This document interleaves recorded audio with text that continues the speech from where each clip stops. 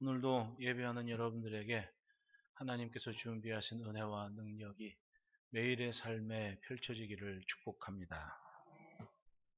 따라합시다. 지혜로운 자는 권고를 듣느니라. 오늘은 장학헌신주일입니다. 어른들이 자라나는 세대에 관심을 갖는다는 것은 꼭 필요합니다. 어른들이 살면서 다음을 생각하지 않으면 그야말로 재앙의 시대가 오지 않겠습니까? 그런가 하면 아이들은 어른들의 얘기를 귀담아 들을 때 삶의 지혜를 갖습니다. 지혜가 뭡니까? 가만히 보면 복잡하고 어려운 이야기가 아니라 사는데 필요한 이야기들입니다. 어른들 얘기를 잘 들으면 성공한 얘기, 실패한 얘기 그 자체가 의미 있고 교육이 되지 않습니까? 잘못된 이야기를 들었을 때는 나는 그 길을 피할 수가 있습니다. 미련한 사람은 알면서도 안 좋은 길을 가는 사람이지만 지혜로운 사람은 들었을 때 그 길을 미리 피해갈 수 있지 않습니까? 그래서 지혜. 잠언서나 전도서를 보면 솔로몬이 그렇게 공부 많이 하고 과학이니 건축술이니 어류니 조류니 모자람이 없는 학식과 덕망이 풍부한 사람인데 잠언 전도서를 이렇게 읽어보면 그런 복잡한 이야기들을 얘기하지 않습니다. 새는 이렇고 나무는 이게 좋고 이런 얘기가 아니고 하나님을 신뢰하는 믿음을 가진 삶은 이렇게 산다. 그것을 간단 명료하게 표현한 것이 미련한 자의 삶은 이렇고 지혜로운 자의 삶은 이것다. 오늘 본문의 이 흐름이 전체적인 그런 분위기예요. 지혜로운 사람은 이렇게 살고 미련한 사람은 이렇게 산다. 슬기로운 사람은 이렇게 살고 부지런한 사람은 이렇게 살고 게으른 사람은 이렇게 산다. 얼마나 일목요연하게 설명을 잘했습니까? 결국은 잘 사느냐 못 사느냐는 삶의 규모에 나타난다는 이야기죠. 여러분, 우리는 주변에 어른들이 있는 것이 복입니다. 또 우리가 젊은 사람들이 흔히 잔소리라고 얘기하는데 여러분, 그 잔소리라고 하는 얘기가 모르는 사람이 잔소리해요? 아는 사람이 잔소리해요? 아는 사람이 잔소리를 해요. 알기 때문에 조금 더 말할 수가 있는 거예요. 모르는 사람은 말 못하죠. 말 못해요. 아니까 먼저 얘기를 해주는 거예요. 높아심에. 그렇게 얘기하면 어른들 얘기는 가만히 귀담아 들으면 그게 참 산 교육이에요. 그래서 제가 살면서 저희 아이한테도 얘기하고 정말 아주 존중하는 명언 하나가 할머니 말 잘 들으면 자다가도 뭐가 생긴다? 다 알잖아요. 다 아는 얘기인데 그렇게 안 해서 문제지. 안 그래요? 정말 그렇습니다. 어른들 얘기 가만히 잘 들으면 자다가도 떡이 생겨요. 오늘 점심에 김병영 집사님이 떡 하셨대. 여러분, 기도 감사하다고 떡 하셨다니까 맛있게 잡수고 기도 많이 해주십시오. 어른들 말 잘 들으면 자다가도 떡이 생긴다는 얘기가 얼마나 값진 얘기입니까? 정말 좋은 얘기예요. 좋은 어른들이 있다는 것. 그러면 그만큼 내 삶은 지혜로운 삶이 되는 겁니다. 교회 안에서 우리가 미래교회를 생각하고 장래를 기대하는 좋은 어른 노릇은 해야 된다고 생각을 합니다. 그러면 그 좋은 어른들이 살면 건강한 자녀들이 살할 때 세상의 재앙을 피해갈 수 있는 은혜가 있는 겁니다. 일본에 그 후다이 마을이라는 곳이 있습니다. 이와테 현이라는 곳인데 거기는 현 이렇게 그런 얘기 하잖아요. 근데 2011년 당시에 굉장한 해일이 막 닥쳤을 때 이 후다이 마을 주민이 3,000명이었는데 한 명 빼고는 물 하나 안 넘어왔다는 거예요. 저 후다이 마을에 있는 방파제가 높이 15m짜리입니다. 굳이 우리로 얘기하면 육교 한 두세 개 정도 이렇게 두 개 좀 더 넘게 육교가 보통 한 4.5m였거든요. 그러니까 한 세 개 정도 이렇게 쌓여 있다고 생각하면 됩니다. 그 중에 한 부분만 찍은 건데 저 방파제가 세워졌기 때문에 그 일본 전체 180만인지 18만인지 엄청난 이재민이 났을 때 저 마을은 멀쩡했대요. 그 이유가 뭐냐? 저 마을 촌장 어른이 어릴 적부터 어른들한테 얘기가 들었을 때 어른들이 자기 살 때에 15m짜리 파도가 덮쳐가지고 마을에 재앙이 있었다는 얘기를 듣고 자란 거예요. 그러면 이 촌장이 어릴 적 생각에 우리 마을에는 15m짜리 파도가 덮치는 곳이구나. 그렇게 생각을 하고 자기가 어른이 되면 꼭 여기에다가 방파제를 15m짜리를 세워야겠다라는 그런 꿈을 가졌다는 겁니다. 참 이 마을 살아가는 사람이 이렇게 있다는 게 얼마나 참 존중할 만한 사람이죠. 그리고 진짜로 촌장이 돼서 60대인가 촌장이 돼가지고 건축을 한 거예요. 근데 막 동네 옆에 있는 마을에서 뭔 만리장성 쌓냐, 자기네 마을은 10m짜리 있는데 이게 최고 아니냐 막 그러면서 막 서로 막 비난을 했대. 왜? 그때까지 파도 10m커녕 5m짜리도 안 왔었다는 거예요. 근데 그때 엄청난 재정을 투입해서 15m짜리 방파제를 세우고 나서 파도가 왔을까요, 안 왔을까요? 안 왔더라고. 촌장 어른 돌아가실 때까지 안 왔다는 거예요. 촌장 어른이 저거 다 듣고 방파제 보고 하긴 했는데 그리고 돌아가신 거야. 근데 촌장 어른 돌아가시고 4년 만에 진짜로 15m짜리 파도가 온 거예요. 이 마을만 멀쩡했다는 거예요. 대단하죠. 있긴 있는 거야. 언제 올지는 모르지만. 하지만 이 촌장은 항상 언젠간 올 거야. 그런 마음 가지고 준비했더니 촌장 아들 손자들이 멀쩡하게 남들 다 재난 때문에 집이건 재산이건 100원 다 떠나가는데 자기들만 멀쩡한 거야. 그제서야 생각했대. 4년 지나서 직접 그 파도를 맛본 후손들이 어른들 말 잘 들어야 되겠다고. 그렇습니다.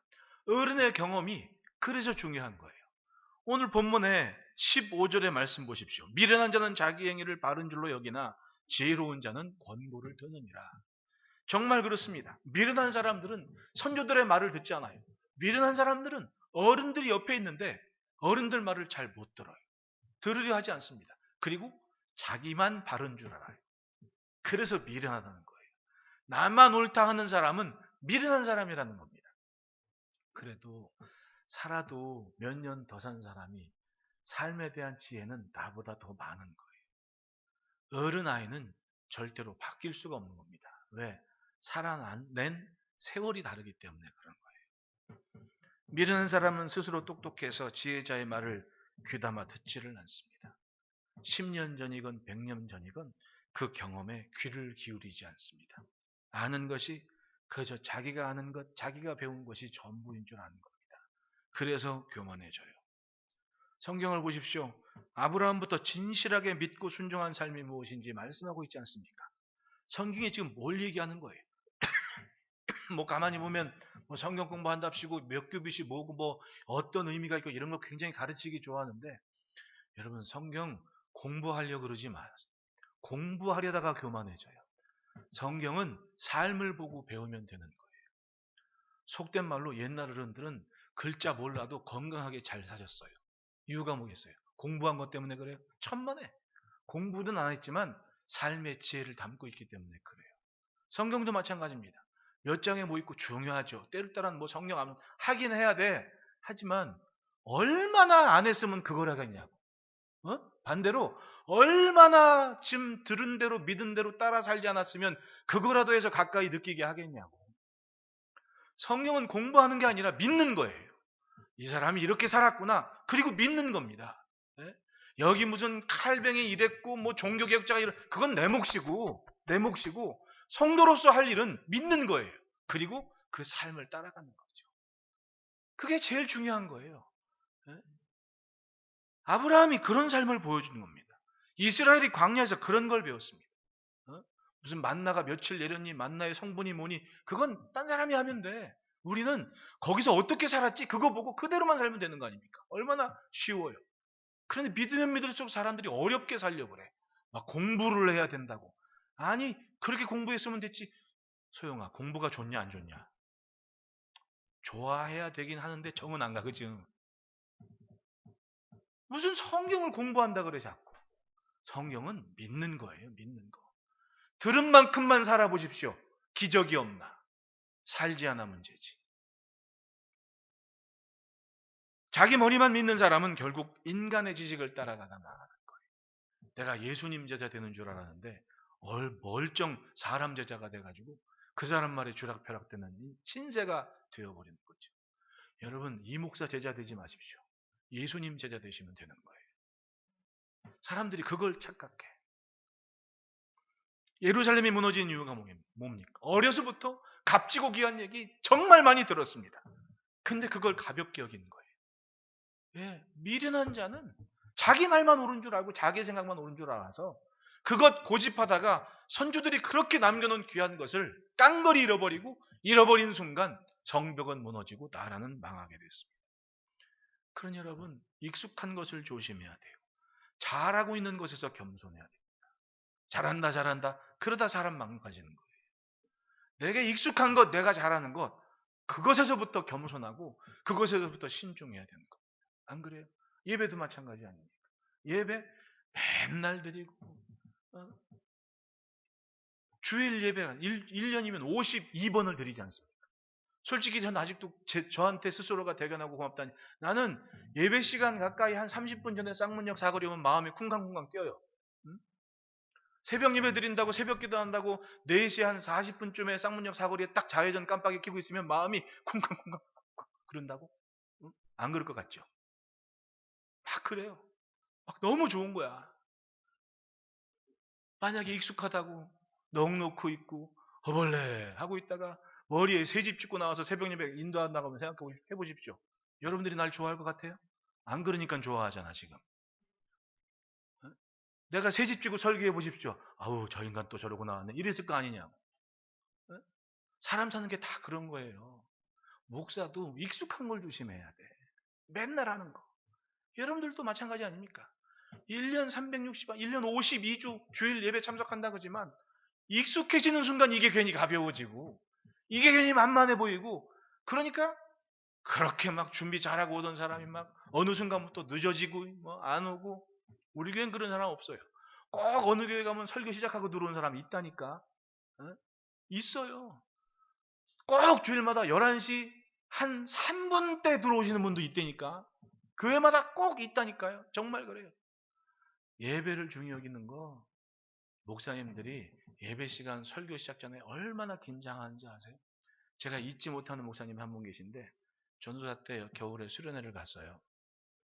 그때 경기도 광주는 충현기도원에 수련회를 갔는데, 광주기도원에 수련회를 갔는데, 그때 새벽 예배가 5시인 줄 모른 거예요. 우리는. 예? 근데 그 기도는 5시, 그걸 좀 체크를 해서 써야 되는데 우리 일정 교대로 하다 보니까 예배를 시작했는데 우리가 5시 반인 줄 알고 일찍 가자, 그리고 5시 한 15분쯤에 들어갔거든요. 예배를 시작하고 목사님이 설교를 하신 거예요. 근데 저는 먼저 이제 그래도 한 30분 전에 가는 게 습관이 돼 있으니까 30분 전에 가는데 묵도를 하더라고요. 그래서 먼저 예배 시작했죠. 그럼 시간 보고 있었지. 아, 애들이 와야 되는데. 근데 아니나 다를까 선생님하고 애들은 5시 15분 돼서 들어오는데 목사님은 벌써 설교를 시작해서 그때 잊지도 않은 게 그 영국의 처치 주장에 대한 얘기하는 거야. 네버 기브업 했거든. 서론 끝났어. 근데 애들이 이제 들어오는 거야. 그 목사님이 딱 눈이 땡그레지더니 다시 처음 서론부터 하더라고. 다시 처음부터. 왜 손님 또 왔어? 어? 그러니까 다시 처음부터 하는 거야. 그거 한 편 준비하려고 목사님이 얼마나 고민을 하면서 준비했냐고. 근데 애들 한 30명이 우르르 들어오니까 설교 다시 처음부터. 그게 목사 마음이더라. 얼마나 준비를 하고. 왜? 익숙한 거지만 제가 그때 그분 연세 보니까 한 60대 초반 되셨거든요. 머리가 하얘가지고. 마찬가지입니다. 누구든 자기가 익숙한 것, 잘하는 것에서부터 겸손해야 되고 조심해야 되는 거예요. 그래서 어른들 얘기를 항상 귀담아 듣고 존중하는 마음 가지면 지혜로운 삶을 삽니다. 우리 교회가 지혜로운 어른들, 슬기로운 자녀들 함께 어우러져서 복되고 건강한 신앙으로 서기를 소원합니다. 그러므로 첫째 따라 합시다. 말씀의 가치를 아는 것이 지혜다. 15절 말씀 같이 읽습니다. 시작. 미련한 자는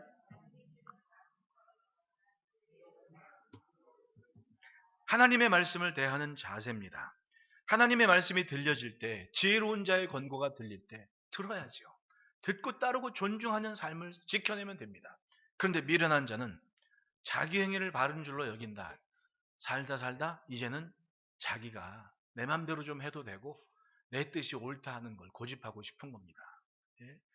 막말로 하나님께서 맨날 우리의 눈앞에 아침 조회하고 저녁 점호하고 이러면 얼마나 착하게 잘 살 것 같아요. 보이지 않거든요. 지켜내는 몫은 내 몫인 겁니다. 사울과 다윗의 차이를 보십시오. 둘 다 똑같이 선지자 사무엘의 가르침, 말씀이 선포될 때 자란 세대예요. 성경은 분명히 사무엘의 말이 하나도 땅에 떨어지지 않았다고 얘기합니다. 그렇다면 그 시대의 모든 이스라엘 백성들은 선지자 사무엘의 가르침 안에서 견고하게 말씀 생활을 잘 하는 그런 세대였다는 겁니다. 그리고 사울은 그 시대에 준수한 청년으로 잘 자란 거예요. 그러니까 하나님께서 이스라엘이 왕을 요구할 때 누구를 생각했습니까? 하나님께서 사울을 지명하셨잖아요. 제가 왕감이라고. 섭섭하지만 할 수 없다고, 제가 왕 될 거라고. 그 말은 그때까지 잘 살았다는 겁니다. 그런데 전쟁 딱 2번 치르고 나서 딴 마음이 생긴 겁니다. 전쟁 2번 딱 치르니까 이거 뭐 그냥 왕 해도 되겠는데? 그리고 아말렉과의 전쟁에서 자기가 엄청 잘 싸우니까 어떻게 됐습니까? 선지자 사무엘이 자기 오기 전 모든 재물들을 다 도륙을 하고 그리고 태워버리시오 라고 얘기했는데, 왜? 아말렉은 하나님과 대대로 싸우는 족속들이니까 절대로 그거 취하지 마십시오. 그랬더니 사울이 왕 노릇하려고 건강한 것 같은 튼실한 소 같은 거 다 남겨놓습니다. 왜? 거느리는 병사가 수천 명 돼버리니까 왕이 월급 줘야 될 거 아니에요. 상비군을 먹여야 되는 왕이 됐다는 겁니다. 그러니까 선지자 사무엘의 말을 조금도 듣지를 않은 겁니다. 근데 따지고 보면 처음 전쟁에 나갔을 때 자기가 준비해서 이긴 거예요? 아니었거든요. 뭐 했습니까? 농사 짓다가, 겸손히 농사 짓다가 적군이 쳐들어왔다 그래서 내가 이제는 왕 노릇 좀 해야 됐다고 각 지파한테 전령 보내서 모여라. 안 모이면 이스라엘이 아니고 대대로 내가 징계를 할 거다 라고 얘기하니까 전쟁할 만한 남자들이 농사 짓다가 모여서 전쟁을 했어요. 이겼거든요. 왕이 된 다음에 생각이 바뀐 겁니다. 이거 이대로 하면 뭐 나 정도면 충분히 왕 노릇하지 않겠어? 수천 명 거느리고 월급 줘가면서 왕 노릇하고 싶었습니다. 사무엘 말 들었어요, 안 들었어요? 그 이후로는 어른들 말처럼 귓등으로도 안 들었어요. 하나님이 왕 삼은 걸 후회하셨다고. 잘 나가다 삼천포로 빠진 겁니다. 잘 믿고 준행하다가 어느 순간 자기 행위를 바른 줄로 여기는 사람이 되버립니다. 내가 이렇게 하는 게 맞아. 이게 옳은 거야. 고집을 해요. 옆에 어른들이, 엄마 아빠가 아무리 얘기해도 말을 안 들어. 피할 수 있는 것 안 해도 되는데 굳이 진흙탕 길로 가려는 고집을 부리는 거. 지혜로운 자는 말씀에, 즉 하나님의 말씀을 귀담아 듣고 존중하고 따를 줄 압니다. 그래서 지혜로운 자는 권고를 듣는다고 얘기를 해요. 가르침을 따른다는 얘기입니다. 다윗을 보십시오. 사울과 똑같이 자란 세대입니다. 얼마 차이 안 나요. 기껏해야 하면 15년, 20년. 따지면 그런 다윗은 똑같이 같은 선생님 안에 자랐어요. 사무엘 선지자 아래서. 근데 어떻게 자랐습니까? 기도하는 것, 말씀 듣는 것 하나도 가볍게 여기질 않았습니다. 전쟁에 나가기만 하면 이겼어. 이겼다고 해서 교만해지지 않습니다. 전쟁에 벌었을 또 하나님께 묻고 기도를 합니다. 번번이 승리를 해요. 왕이 됐습니다. 왕이 됐다고 한들 교만해졌습니까? 선지자의 가르침이 있을 때 회개하고 다시금 하나님의 말씀을 붙잡는 거예요. 사람이요, 갈등이 있으면 건강한 거예요. 이게 옳으냐 그러냐, 해도 되는데 하지 말아야 되는데, 자, 갈등을 한다는 건 생각이 있는 겁니다. 그럼 그 갈등 속에서 선택이 끝이잖아요. 마지막 맞춤표를 잘 찍어야죠. 그 갈등 중에서 좋은 것, 옳은 것, 선한 것을 택할 책임이 내게 있다는 얘기입니다. 다윗은 그걸 한 거예요. 갈등했습니다. 내 마음대로 좀 살고 싶고 내가 원하는 거 하고 싶고, 그런데 선지자가 딱 나타나서 당신 도둑놈이요 라고 하니까 정신 차리고 회개하고, 아버지 잘못했습니다. 밤낮이 늦도록 침상이 젖도록, 시편의 표현대로 침상이 떠내려가도록 그렇게 눈물을 흘며 기도하고 회개하면서 다시금 하나님을 붙잡지 않습니까? 권고를 듣는 사람. 자식 압살롬이 다윗에게 반역을 했습니다. 근데 방백과 백성들이 그런 압살롬을 지지를 해주죠. 이유가 뭐겠습니까? 사람들 눈으로 볼 때 자기네 왕 다윗은 맨날 기도만 하고 맨날 하나님만 찾고, 어느 순간부터 그게 처음엔 대단했는데 이게 가벼워 보이는 거예요. 처음에는 기도하고 막 하나님의 말씀 전해주고 이게 막 좋고 막 그랬어. 대단해 보이는 거야. 그래서 다윗이요 다윗이요 했는데 나라가 안정되죠. 살만한데 지금 자기가 좀 편해가지고 왕궁에 들어가가지고 왕한테 좀 재판 좀 받으려고 하면 왕이 있어요, 없어요? 없거든요. 어디에 있어? 다 감람산 기도하는 데 가가지고 기도하고 있는. 성경에 보면 다윗이 압살롬이 쳐들어가고 도망갈 때 감람산 기도한 하나님을 경배하는 나루터 가서 기도하고 갔다 그러잖아요. 그건 뭐냐면 평상시에 맨날 거기 가서 기도하고 있는 왕의 모습을 아는 거예요. 우리 왕 어디 있어요? 그러면 저기 있잖아, 건너편에. 그럼 다윗성에서 바라보면 건너편 감람산에서 다윗이 기도하고 있는 겁니다. 그럼 왕이건 백성이건 방백들은 다 그런 왕을 보는 거예요. 뭘 원하는 거예요? 항상 좀 왕궁에 있고 자기가 가려운 데 좀 긁어주고 그런 왕이 좀 원했는데 다윗은 맨날 기도만 하고 있는 거야. 그러니까 틈을 봤습니다. 누가? 압살롬이. 요거만 잘하면 내가 왕 되겠는데? 그 다음부터는 성문에 앉아가지고 재판을 하네. 분명히 그 나라는 방백이 있고 장관이 있고 있는데 그건 뭐 다 물리고 자기가 성문에 앉아가지고 어디에서 왔어? 유다 지파 헤브론 안에서 왔으면 그래 당신 일로 와. 뭐가 아쉬워? 뭘 원해줘? 뭐 풀어줘? 제가 뭐 이런저런 뭐 A는 A고 B는 B고 나는 C가 있어야 됩니다. 그래? 내가 해줄게. 그러면서 조금씩 한 해 두 해 가는 순간 헤브론에 돌아간 사람들이 역시 유다 지파 사람 다윗이 왕 되고 그 집안이 저기 있는데 우리가 좀 살만하고 소문이 되는 거야. 좀 무르익을 즈음 돼서 압살롬이 어디로 가는 거야? 아버지한테 나 고향 가가지고 아버지 고향 가가지고 제사 하나님께 예배드리고 오겠다고 아버지가 그러라고. 그리고 헤브론 가가지고 압살롬이 뭐라 그랬어요? 1년 전에 만난 사람, 2년 전에 만난 사람, 자기가 다 가려운데 긁어준 사람들 불러 모아가지고 내가 좀 왕이 되려고 그러는데 그랬더니 뭐라 그래요? 우리의 왕이라고. 당신 왕이라고. 그렇게 왕된 거 아니에요. 쳐들어왔습니다. 방백들도 그런 왕이 좋은 거야. 지금 행색개나 하고 통치개나 하고 그리고 다윗은 쫓겨나죠. 그때 다윗이 뭐라 그럽니까? 이게 하나님께로부터 말미암음인지 누가 알겠느냐. 그대로 수용하고 머리 풀어 헤치고 자기가 기도했던 나루터 가서 기도하고 그리고 가요. 물리적인 힘을 통해서 압살롬을 어떻게 하려 하지 않습니다. 기도합니다. 하나님을 기대합니다. 그게 시편에 나와 있지 않습니까? 결국은 익숙하고 잘하는 것들이지만은 다윗은 항상 뭐가 먼저였습니까? 하나님이 먼저였고 하나님의 말씀에 귀를 기울이는 것. 그래서 에봇을 가진 제사장과 함께 광야로 나갔던 거예요. 그것이 바로 다윗의 지혜였습니다. 맞습니다. 하나님의 말씀의 가치를 인정하고 존중하며 사는 삶. 그러면 바로 그 삶이 가장 아름답고 귀한 생명의 삶이 되는 겁니다. 미련한 인생은 눈에 보이는 것만 쫓아갑니다. 내 눈에 보이는 것 전부입니다. 그리고 뭐해요? 내 마음대로 살고 싶고 내 뜻이 옳은 것 같고 결국은 사사기 되는 거예요. 사사기 뭐예요? 자기 소견에 옳은 대로 행하더라. 자기 마음대로 살고 싶은 거지. 내가 옳다는 겁니다. 사사기에 정말 가슴 아픈 얘기가 후반부에 나오는데 그게 뭐냐면 레위, 유다 지파에 있는 레위인이 에브라임 지파에 있는 미가네 집까지 와가지고 제사장 노릇한다는 거예요. 먹을 게 없으니까 미가가 당신 그러지 말고 내가 월급 줄 테니까 우리 집 제사장 하시오. 그러니까 그러자고. 그리고 그 집 가서 제사장 노릇하는 겁니다. 누가? 하나님의 제사장이. 이유는 뭐겠어요? 명색이 유다 지파인데 11조를 안 드려. 레위의 성에 먹을 것이 없는 거야. 하나둘씩 떠나가가지고 레위 유다 지파를 대신해서 성전에 대한 반차를 감당할 레위인들이 거길 떠나서 다른 데로 유랑을 하고 마는 거예요. 그럼 어떻게 되는 거예요? 나라권은 점점 주변 나라들한테 추수해서 좀 거들만 하면 적군들이 쳐들어서 홀라당 다 가져버려. 일을 하는데 수확이 없는 그런 때를 맞이하고 있지 않습니까?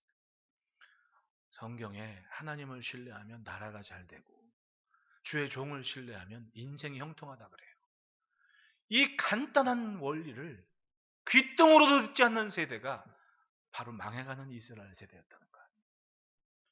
오늘 우리를 보십시오. 결국은 삶의 규모입니다. 어른들을 존중하고 말씀을 존중하는 것. 사는 모습이 그렇습니다. 16절 보면 미련한 자는 당장 분노를 나타내거니와 슬기로운 자는 수욕을 참느니라. 당장 분노를 나타낸다. 다혈질이고 욱하는 사람들 많지 않습니까? 근데 지혜로운 사람들 참아내는 시간이 많아요. 인내가 많다는 거예요. 가만히 보면 좋은 어른들은 잘 참고 사는 어른들이 진짜 좋은 어른들인 것 같아. 그리고 거기서 나오는 한마디 말이 참 삶의 지혜로운 명언 같은, 주옥 같은 명언이 되는 것 같아요. 여러분, 하나님의 말씀을 존중하고 하나님 앞에 참을 것 참아가며 지혜로운 어른 되시기를 축원합니다. 둘째로 따라합시다. 말씀의 영향력이 하나님과의 관계다. 17절에 진리를 말하는 자는 의를 나타내어도 거짓 중에는 속이는 말을 하느니라 하라. 진리, 즉 하나님의 말씀을 가까이 하는 사람, 그 권고를 듣는 인생은 삶의 모습과 규모가 달라집니다. 그대로 말씀의 영향력을 받는 거예요. 열매는 곧 믿은 바 들은 바 하나님의 말씀이 됩니다. 아브라함이 하나님의 말씀을 들었다, 믿었다. 그 말씀이 왜 중요해요? 왜 아브라함이 믿은 것을 하나님이 의로 여겼다고 얘기를 합니까? 우리 다 믿음의 후손들 아닙니까? 아브라함이 복잡하게 하나님을 믿은 것이 아니라 말씀하신 그 순간순간마다 믿었어요. 언제까지? 확실하게 믿은 갈등 속에서 옳은 것을 찾고 믿어내는 것이 이삭을 제물로 바치는 사건 아닙니까? 그때까지 아브라함은 계속 부족한 것을 인정하고 믿었습니다. 창세기 15장에는 네 몸에서 날 자가 내 상속자가 된다 하는 말씀을 들었을 때도 뭐 방금 전까지 내 종 엘르에셀이 뭐 이러다가 하나님의 말씀을 들었을 때는 얘하고 또 믿었거든요. 완벽하지 않았다는 겁니다. 부족함이 있었고 모자람이 있었지만 말씀이 들었을 때 지금 내 모습과 맞지 않는 것이 있으면 과감하게 던져버리고 말씀에 가까이 다가서는 선택을 했다. 이게 하나님의 말씀에 대한 반응이고 자세였다는 거예요. 아브라함. 그리고 마지막 순간에 이삭을 제물로 바치는 순간을 한번 상상해 보십시오. 야, 이거 10년 전만 해도 없던 자식인데 기적같이 나왔거든요. 자기가 낳을 수 없는 중에 낳은 자식인가 얼마나 소중합니까? 오죽했으면 하나님이 아브라함아 아람아 내 아들 내 독자 그 아이에 손을 대지 말아라. 사랑하는 거 하니까 네 아들 사랑하는 네 아들 내 독자 이삭을 제물로 바치라. 가장 소중한 것을 지금 가져가시겠다는데 아브라함이 예 그리고 길을 나선 겁니다. 갈등이 있을까요 없을까요? 얼마나 갈등을 했으면 모리아산에 재물이 뿔이 걸려가지고 있는 그걸 못 받겠냐고. 뭐 걔가 갑자기 나타났겠어? 그 양이? 재물이? 있었는데 못 본 거지. 그러니까 끝나고 나서 뭐라 그래? 여호와 이레다. 하나님께서 준비하셨다. 하나님께서 준비해 놓으셨는데 나는 몰랐어. 얼마나 갈등을 했으면 내가 이 사람을 재물로 바칠까 말까 바칠까 말까 갈까 말까 응? 얼마나 갈등을 하겠냐고. 사흘길을 그 자식 새끼 마지막 이삭 보는데 이게 마지막일 수 있는 생각. 물론 성경은 뭐라 그래? 죽은 자를 또 살리실 것인 줄 믿고 있지만 여러분 믿은 게 뭔가 액션이 이루어지기 전까지는 그냥 믿음만 있더라고. 응? 안 그래요? 내가 믿음이 있어. 뭔가 뭐 헌신을 한다든지 감당을 한다든지 믿고 기도를 한다든지 믿음은 있어. 있다 그래. 근데 그 믿음을 알만할 때는 진짜 뭔가를 들었을 때 아니냐. 내가 믿음으로 뭔가를 들었는데. 어? 아브라함도 마찬가지 아니었겠냐고. 믿음은 있어. 근데 모리아산까지 가. 얼마나 집중을 하고 갈등이 많았으면 재물이 거기 있는 걸 모르고 그냥 자식한테 결박해가지고 이삭한테 칼을 휘두르려 그랬겠냐고. 근데 하나님은 다급하게 멈추라고. 그리고 봤더니 거기에 재물이 있었다. 여호와 뭐다? 이래다. 그 상황인 거예요. 얼마나 신기합니까? 우리도 갈등과 번민이 있어요. 하지만 하나님의 말씀을 들었을 때 다른 모든 것을 다 가볍게 던져버리고 그리를 향해 가려는 몸부림을 하지 않습니까? 몸부림. 그게 살아있는 모습이고 그게 지혜로운 어른의 삶인 거예요. 세상을 보십시오. 세상은 그냥 잘 속이면 잘 살아요. 증거가 확실하게 보이지 않으면 끝까지 거짓말해도 별 상관이 없는 곳이 세상이에요. 안 그래요? 뉴스 보십시오. 아 나는 저는 상관없다고. 그러다 시간 지나면 진짜가 돼버리는 거야. 어? 그 확실한 증거가 나오지 않고 아니라고. 모른다고. 막 그러다가 증거 여기 있는데 아 그래요? 기억이 안 난다고.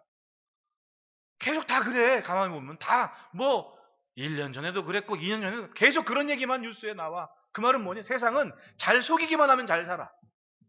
우리는 속일 수 없습니다. 들은 만큼 믿은 만큼 누굴 속여요? 내가 알고 하나님이 아는데. 내 오늘 비록 모자라지만 몸부림을 치면서 하나님의 말씀에 가까이 다가서는 싸움을 싸우지 않습니까? 그게 지혜인 거예요. 그러면 그 지혜는 반드시 열매가 되어 나타납니다. 왜? 하나님과 친하니까. 그런 사람들은 자 18절부터 20절 봅시다. 칼로 찌름같이 함부로 말하는 자가 있거니와 지혜로운 자의 혀는 양약과 같으니라. 그러니까 하나님과 가까운 사람들은 뭔가 말을 해도 참 은혜가 되고 도움이 되고 내가 막 힘을 얻는 것 같아. 그렇잖아요. 그런데 그러지 않은 사람은 혀가 칼이 되는 거야. 어쩌면 그렇게 휘두르는 족족 아픈지. 그렇잖아요. 19절 진실한 입술은 영원히 보존되거냐 거짓 혀는 잠시 동안만 있을 뿐입니다. 말이 남았는지 안 남았는지는 세월이 지나보면 알아요. 할머니 말 잘 들으면 자다가도 떡이 생긴다는 그 말은 그건 우리 할머니가 한 얘기니까 할머니도 어디서 들은 얘기 아닐 거냐고. 세월이 지나보니까 이게 맞는지 틀린지 아는 거예요. 하나님의 말씀이 왜 진리고 영원합니까? 듣고 믿고 가만히 품고 기도하다 보면 언젠가 시간이 되면 그게 내 앞에 있는 거예요. 어떻게 안 믿어요? 그러니 참고 기도하고 영혼을 기약하는 양분으로 삼죠. 악을 꾀하는 자의 마음에는 속임이 있고 화평을 얻는 자에게는 희락입니다. 하나님의 말씀을 듣고 믿고 따라가는 지혜자의 삶은 즐거움과 감사와 기쁨이 있지 않습니까? 어저께 장로님이 밥 먹으라고 카드를 놓고 가지고 내가 아주 실컷 긁었어요. 전도사님이 내가 잠깐 나갔다고 가가지고 나갔을 때 오셔가지고 전도사님이 마음이 좋아가지고 마음이 약해가지고 카드 함부로 쓰면 큰일 난다고 가르침을 받은 것 같아. 그래서 아니 그 귀한 카드를 주는데 김밥 하나를 사드셨다는 거예요. 그래서 내가 와가지고 취소 다시. 그래가지고 아주 맛있는 걸 왕창 시켜서 먹었다니까요. 그렇게 쳐다보지 마세요. 맛있었으니까. 기분 좋잖아요. 그래도 장로님은 기분이 좋으시다는데 또 맡길지 안 맡길지 또 맡기면 기분 좋으신 거고 또 안 맡기면 기분 나빴던 거지. 협박하는 거 아닙니다. 자, 여러분 믿고 말씀을 가까이 하는 삶의 영향력은 항상 감사와 기쁜 삶이 와요. 우리 그렇게 해서 합시다. 셋째로 따라합시다. 믿은 것을 놓치지 말자. 슬기로운 자는 지식을 감추어도 미련한 자의 마음은 미련한 것을 전파하느니라. 지혜를 가진 자, 하나님을 믿는 자, 예수님을 고백한 자를 의미합니다. 지혜자입니다. 그들의 삶에는 하나님의 말씀이 면면이 흐릅니다. 살며 기도하는 것이 주의 말씀, 생각하고 믿음으로 살아갑니다. 지식을 감춘다는 것은 소중한 것을 품었다는 얘기예요. 들은 말씀을 흘려버리는 사람이 있는가 하면 품고 간직한 사람이 있습니다. 예수님 비유에 농사 짓다가 밭에서 값진 보화를 만난 사람 보십시오. 자기 소유를 전부 팔아서 땅 주인한테 그걸 샀다고 얘기하지 않습니까? 그게 감춘 거예요. 품은 겁니다. 그리고 삶이 거기에 맞춰가는 거예요. 함부로 말하지 않습니다. 왜? 소중하니까. 감춘 것을 품고 신중하게 살아가는 거예요. 미련한 자는 미련한 것을 전파한다. 그냥 있는 그대로 아는 대로 뭐 속이고 뭐 숨기고 이런 거 없습니다. 그냥 다 낱낱이. 지혜로운 사람일수록 입을 조심하는 거죠. 왜냐하면 내가 하는 말이 사람을 살리기도 하고 죽이기도 하는 거예요. 그게 믿음의 권세 아니에요. 제 친구가 딸만 넷인데 막내딸이 지금 중학생 됐어요. 언제 키우냐. 막내딸이 넷 됐어요. 딸이 하도 많으니까 내가 너 딸만 나도 좋겠다. 왜? 너 결혼식 할 때 딸 손잡고 딴딴따다고 들어갈 거 아니야. 난 그걸 못 하거든. 그랬더니 내 친구가 내가 한 셋째는 빌려줄게. 이렇게 그 정도 농담하는 친구인데 막내딸이 5살 때 이제 가족들이 거기 뭐 누나네 식구 뭐 형네 식구 해가지고 같이 할머니 할아버지랑 밥을 자주 먹어요.